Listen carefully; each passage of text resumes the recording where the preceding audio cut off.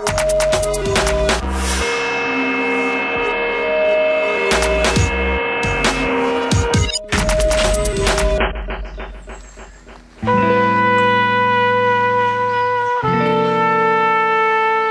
dětství je skautem a je jím pořád, ať se v jeho životě děje cokoliv.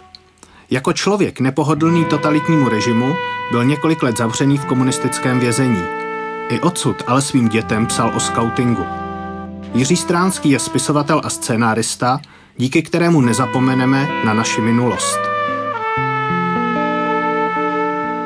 Zvláštní na tom bylo, že samozřejmě v okamžiku, nejenom kdy mě zatkli a kdy začali jít po krku naší rodině, bolševici, tak jsme museli pořád lhát a lhát a lhát a lhát. Ale o to pak člověku, pro mě byla cennější ta vnitřní pravda, že? V naší rodině, přestože jsme šlechtici, taková ta rodová hesla, vtesaná do erbu. Ale u nás naše rodinné heslo bylo, tu radost jim neuděláme. A to znamenalo, neuděláme jim tu radost, že nás uvidí na kolenou. To mě strašně pomáhalo. Ale to by se mi nepodařilo bez toho, co jsem v sobě měl. Najednou jsem viděl, co ten skauting všechno ještě může znamenat, že to není jenom, že si hrajeme na to, že jsme čestní a pomáháme babičkám do vlaku. To musíme i v sobě. Já mám takového, to můj guru by se dalo říct, to známé jméno, žije leta v Kanadě, Jiří Krupička, profesor. Motto jeho první knížky bylo, že je nejvyšší čas, abychom veškeré své schopnosti konečně začali věnovat své sebezáchově a ne svému sebezničení. A tam někde taky do té sebezáchovy patří ten skauting. Nemyslím skauting jako v slovo, ale skauting jako životní názor. To není jenom otázka skautingu, ale je to otázka, jak je společnost schopná a ochotná přijímat pravdu. To je podstata té věci. A v okamžiku, kdy skauting si nešťastně zvolil dokonce jako první bod svého zákona, svého desatera, že skaut má mluvit pravdu, tak si zadělal na problémy. No a teď si představte, že komunismus, který je od samotného začátku a ve svém samotném principu lživý, je postaven do konfrontace s pravdou. Co pak s pravdou? Pravda je, že jo, to už nás život učil, že pravda může být různá, ale ta pravdomluvnost to je horší ještě, že jo. Tak to muselo ty jejich lidi strašlivým způsobem děsit. To byl taky důvod, proč po nás, po skautech, z komunisti vyjeli. To všechno to komunisty rozčilovalo. Ale nejdřív šli po tom, co bylo nebezpečný. Nebezpeční nebyli ty živnostníky. Ty zavřeli. Sedlákům to vzali. Ale seberte myšlenku. To je blbý prostě. To se dá těžko. A zakažte to. To je jako zakažte dejchat.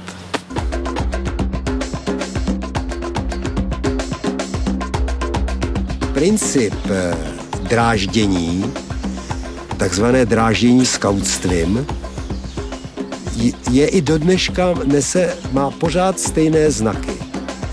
Alergičtí na skautingu jsou všichni ti, kteří prostě jsou alergičtí na pravdu. Ta podstata je stejná, ale nejenom na pravdu. Na úctu k názoru jiného, že jo? Teď u nás politika je postavená na tom, že kdo má jiný názor, je nepřítel. To ten skauting nechápe vlastně ani, neměl by chápat. Měj rád svého bližního, ať je to kdokoliv. Snaž se mu pomoct, ať je to kdokoliv. No to jako si představte, bych se postavil před parlamentem, teď bych jim tam v tom tohle to říkal, tak na mě zavolají, prostě mi dají svěrací kazajku.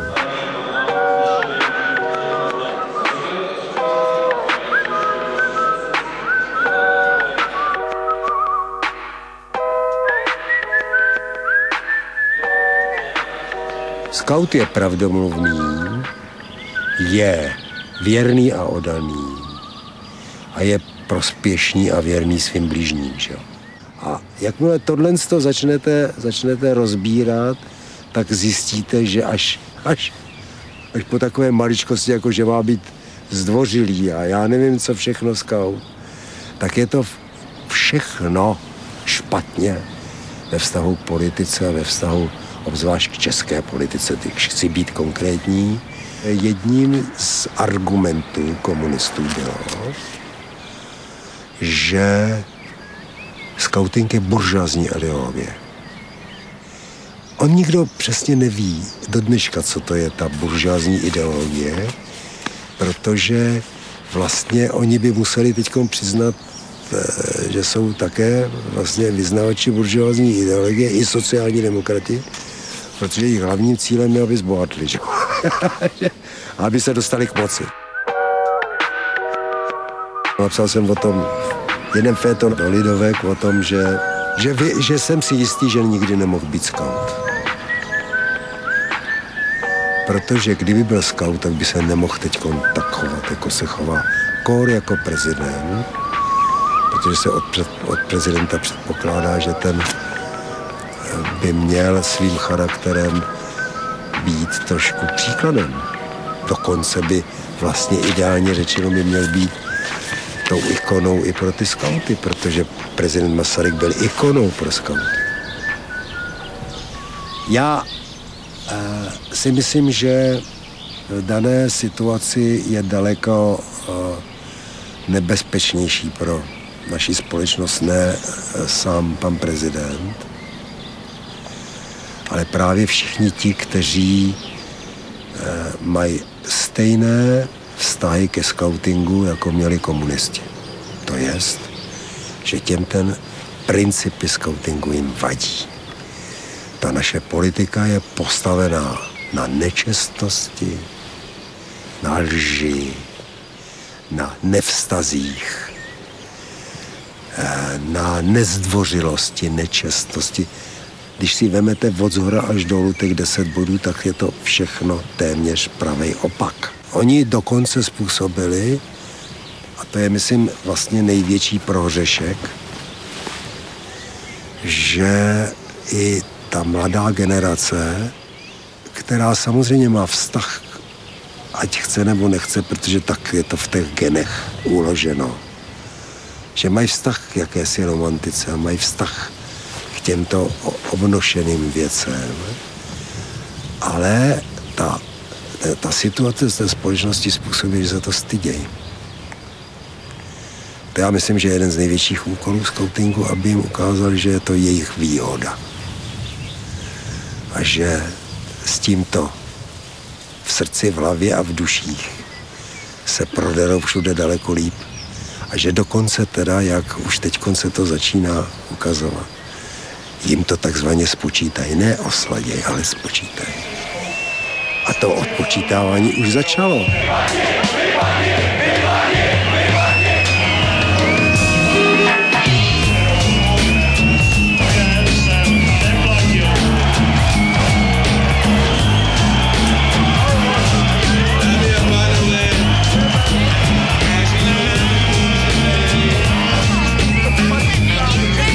Totality český národ naučili lépe člověku na vlastním pískovišti a ještě lépe je člověku, když má svoji vlastní hovněvalskou kuličku, kterou si před sebou valí. Protože to je ta jeho jediná jistota. Ježíš to skutečně smrdí jako to hovno. Ale je to tak a my to v sobě máme, jako národ to máme zakódováno.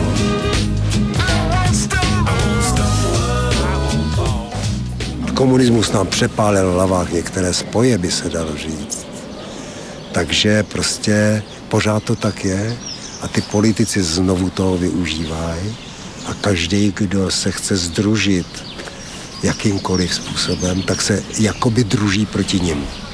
Jestli se my dospělí nepokusíme nebo nebudeme usilovat o to, abychom uplatnili tu myšlenku skautingu v tomhle čase, v tom 3. tisíciletí, tak nestojíme za nic.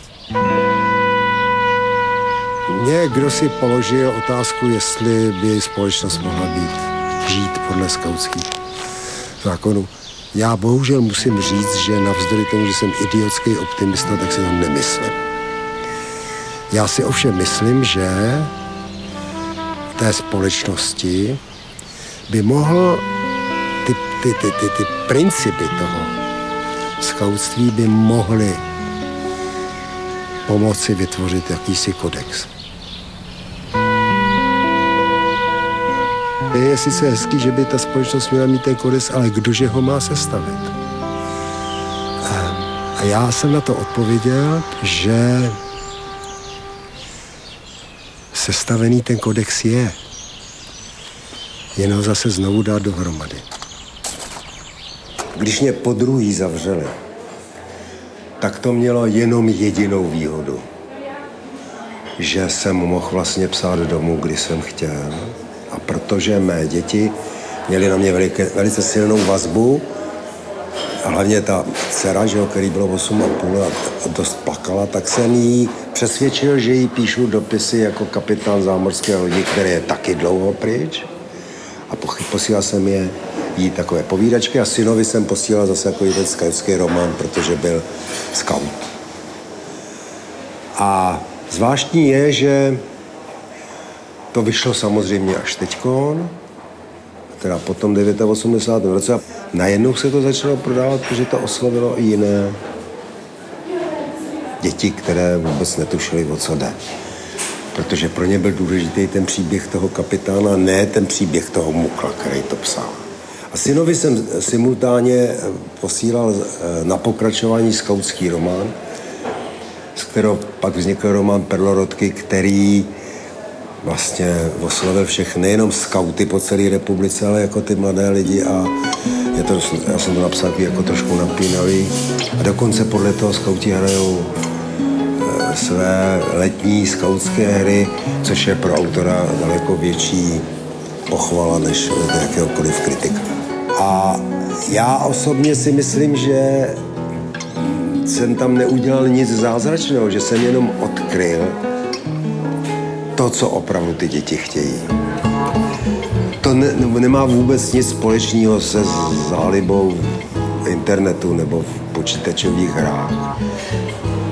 Má to jenom jednu funkci a to je, že ty děti si najednou začnou víc vážit těch obyčejných věcí, které potkávají kolem sebe. Že si konečně, jak já vždycky říkám, možná i všimnou, že kolem letěla včela. Moje kredo zní: škoda každého dobrého slova, které se neřeklo.